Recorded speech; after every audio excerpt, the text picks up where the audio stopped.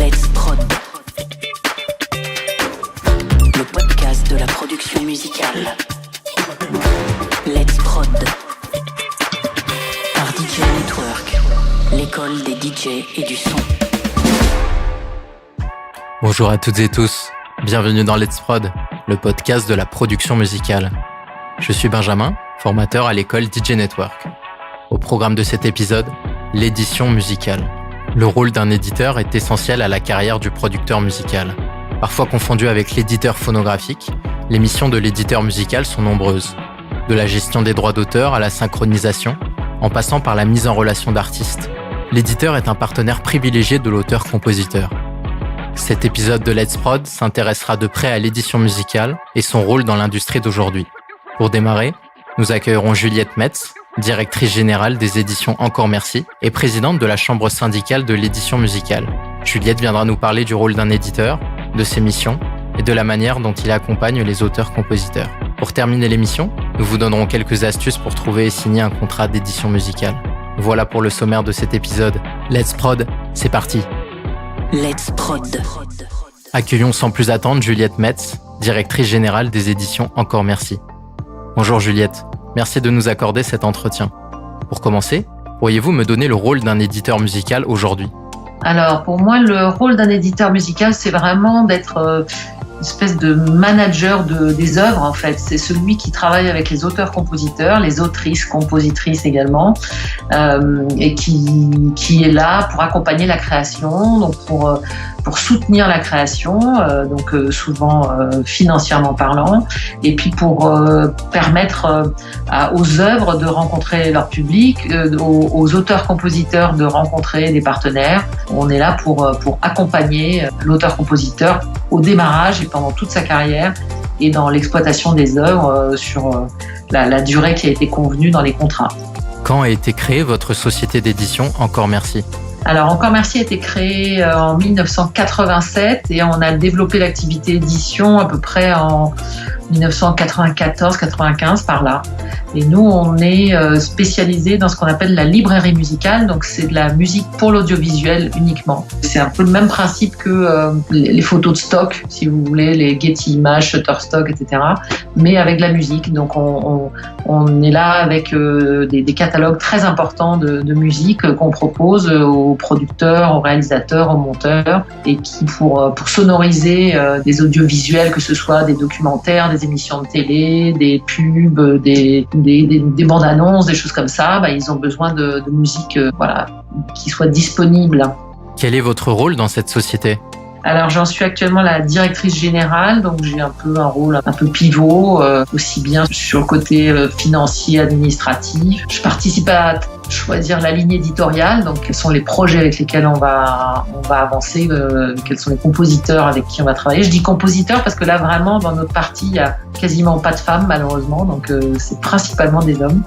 Quelles sont les différences entre un éditeur musical et un éditeur phonographique ? Il y en a un qui travaille avec les auteurs-compositeurs, il y en a un qui travaille avec les artistes-interprètes, les musiciens.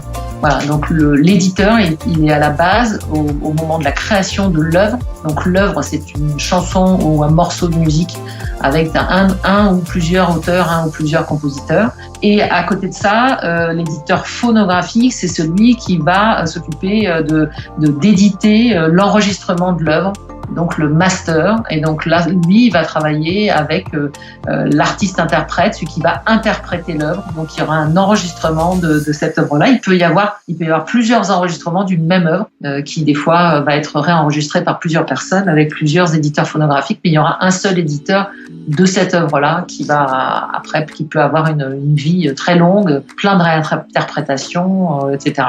Comment se rémunère un éditeur musical ? Alors, il se rémunère sur le droit d'auteur. En fait, le fait de devenir éditeur d'une œuvre, ça veut dire que l'auteur, le compositeur nous cède une partie de leurs droits.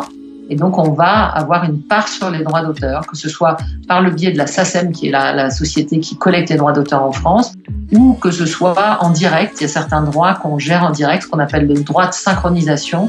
Quand quelqu'un veut incorporer une chanson, un morceau à l'intérieur d'un film ou d'une publicité par exemple, il va y avoir un droit de synchronisation qui va être géré par l'éditeur, et il y a la même chose côté producteur sur le master, le droit d'incorporation du master dans cet audiovisuel. Donc on a ce droit d'auteur qui arrive en direct de la SACEM pour toute la diffusion publique, à chaque fois qu'il y a des reproductions sur des disques ou des DVD, des choses comme ça.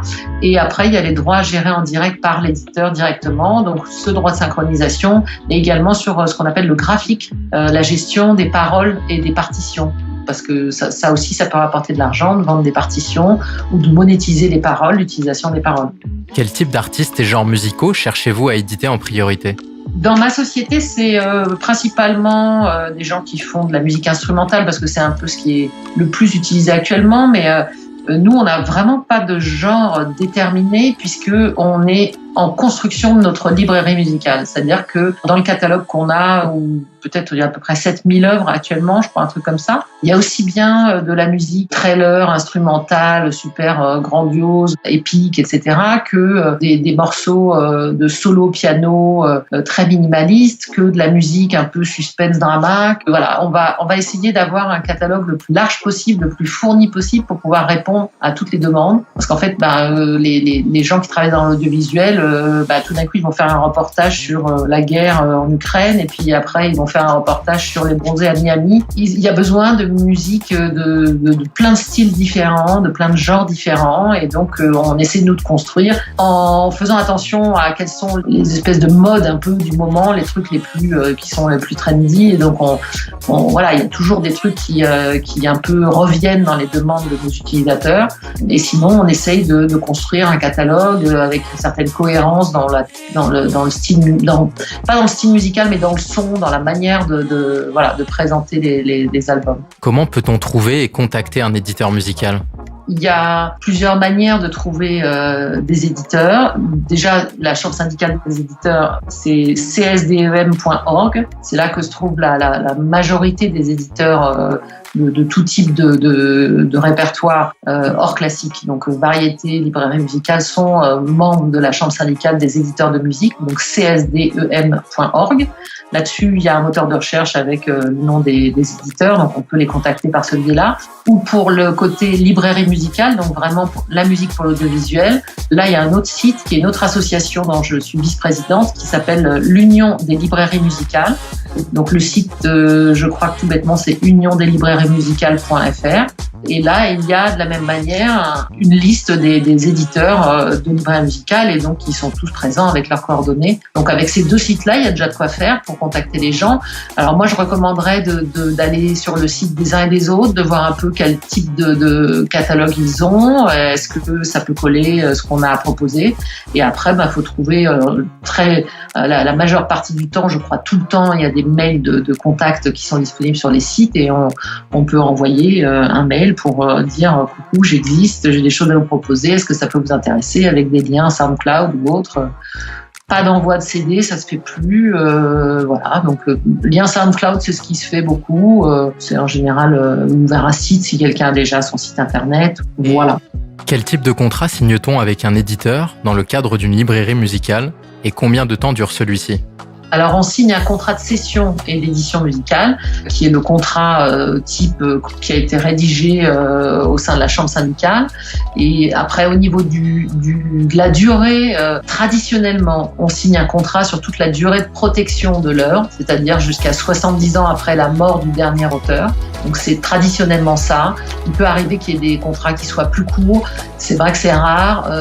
Moi, j'ai tendance à penser que il faut partir avec dans une collaboration avec des gens en se faisant confiance et en essayant de trouver comment travailler ensemble, en rectifiant le tir s'il y a des choses qui vont pas. Mais je pense que faire des contrats courts donne pas forcément tellement envie. C'est beaucoup d'investissement et beaucoup de temps en fait passé pour développer un catalogue d'œuvres quand on est un éditeur. Donc le mieux est quand même de s'investir sur le long terme. Donc voilà, en général, pour être tout à fait honnête, c'est plus la durée du copyright qui est de 70 ans après la mort de l'auteur. Est-il possible d'obtenir une avance à la signature du contrat ? Oui, ça arrive. Ça dépend complètement du contexte. En librairie musicale, ça se fait pas, c'est vraiment pas trop c'est tellement long la rentabilité d'un projet, parce que en fait, en dehors du fait qu'il y a énormément d'œuvres sur le marché, mais en fait l'œuvre est mise à disposition mais il faut qu'elle trouve son public, quoi. C'est-à-dire qu'il faut vraiment que tout d'un coup il y ait des gens qui aient besoin de ce type de musique et qu'elle soit disponible à tel moment. Donc les avances, à ce que j'ai entendu, sont très rares, voire inexistantes, il me semble. Par contre, dans ce qu'on appelle la variété, donc la musique plus pop, sont des choses qui se font, oui, à la signature plutôt d'un contrat de préférence éditoriale. Il y a un truc qui existe dont on n'a pas parlé en variété, c'est on fait signer un contrat de préférence éditoriale à un auteur-compositeur pour lui dire, voilà, tu t'engages à ce que pendant 3 ans ou 5 ans, maximum 5 ans, toutes les œuvres que tu vas écrire vont être éditées par moi. Et donc, voilà, et c'est donnant. Donc, de mon côté, je vais investir pour te développer, pour développer tes œuvres. Et il y a souvent une avance qui est liée à ça. En tant qu'autoproducteur, est-il possible de percer sans éditeur musical ? C'est toujours possible, bien sûr. Il y a des gens qui arrivent à tout faire tout seul. Après, c'est plus dur. Enfin voilà, ça demande beaucoup de chance, ça demande un grand réseau, ça demande beaucoup de travail, c'est forcément plus compliqué. Déjà avec un éditeur, c'est jamais gagné, c'est déjà pas simple. Alors tout seul, on se simplifie pas la vie. Moi, je pense que, je reste persuadée que un éditeur, quand il est bien choisi, qu'on est bien aligné, qu'on est à fond sur le projet, que tout le monde y croit et qu'on se dit qu'on y va et qu'on s'écoute l'un l'autre, qu'on essaye de faire en sorte que le projet soit le plus abouti possible et qu'il puisse correspondre le mieux à la demande générale, voilà, qu'il ait la plus belle carrière possible. J'ai tendance à penser que si on est bien entouré, ça marche mieux, on s'en sort mieux. Un créateur, qu'il soit interprète ou pas, pour moi, son rôle, c'est de créer. C'est pas de faire de la gestion, c'est pas de faire de l'administratif, c'est pas de faire du juridique et des contrats et des dépôts de contrats et des négociations, etc. Pour moi, ça, c'est pas son rôle et chacun devra rester dans son rôle et le faire bien et puis avec une exigence d'un côté comme de l'autre pour que tout le monde soit satisfait du travail qu'on peut faire ensemble. Merci à Juliette Metz qui vous aura sans doute apporté de nombreuses réponses quant au rôle de l'éditeur musical. Terminons l'émission en vous donnant quelques astuces pour trouver et signer un contrat d'édition. Let's Prod. Comme nous l'avons vu précédemment, l'éditeur musical gère les morceaux des auteurs-compositeurs afin que leur création soit le plus possible diffusée et génère ainsi des droits d'auteur. Il s'occupe aussi de la mise en relation d'artistes dans le cadre de collaboration. Avant de contacter un éditeur, il est important de comprendre que votre projet artistique doit avoir un potentiel commercial et de diffusion. Les sociétés d'édition sélectionnent précisément les projets qu'elles souhaitent éditer. Ainsi, vous devrez sans doute contacter plusieurs éditeurs en espérant que l'un d'entre eux veuille collaborer avec vous. Pour obtenir les coordonnées d'un éditeur, une recherche sur Internet peut largement suffire. En parallèle, rendez-vous sur l'annuaire CNM Work et leur site cnmwork.com. Vous pourrez gratuitement vous inscrire et trouver les contacts de l'ensemble des éditeurs français. Ensuite, n'hésitez pas à les contacter par mail pour envoyer vos productions et solliciter leur aide. Expliquez votre démarche et le type de projet que vous souhaitez signer en édition. Pensez à joindre votre press kit digital, incluant biographie et photos, afin de faire entrer l'éditeur dans votre univers musical. Signer un contrat d'édition discographique n'est pas une chose aisée. Les projets musicaux signés en édition sont en général déjà rentables et avec un potentiel de développement important. Si vous débutez, il est peu probable que vous intéressiez un éditeur. Vous devrez alors vous-même communiquer sur votre projet via les réseaux sociaux et développer votre image. Cela implique une bonne direction artistique, avec la création d'un ou plusieurs clips, d'intégrer des playlists sur les plateformes de streaming, ou même de déjà proposer des concerts à votre public. Vous développerez ainsi votre communauté aussi appelée fanbase. Au début d'une carrière, les revenus générés par les droits d'auteur seront très faibles, voire inexistants. Un éditeur musical peut donc vous permettre de commencer à en générer en plaçant vos compositions sur des productions audiovisuelles ou même en radio. Par la suite, les artistes peuvent créer leur propre société d'édition et ainsi récupérer des droits d'auteur sur d'autres artistes qu'ils éditent. Enfin, pensez toujours à vous faire accompagner par un avocat spécialisé lors de la signature de n'importe quel contrat. Il protégera vos intérêts et vous évitera les mauvaises surprises. C'est tout pour cet épisode. Ce podcast vous a plu ? N'hésitez pas à nous laisser un commentaire et un maximum d'étoiles sur votre plateforme préférée.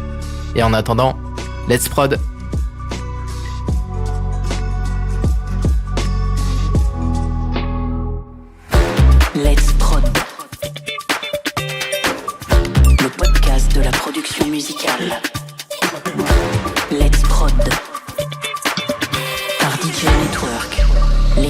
DJ et du son.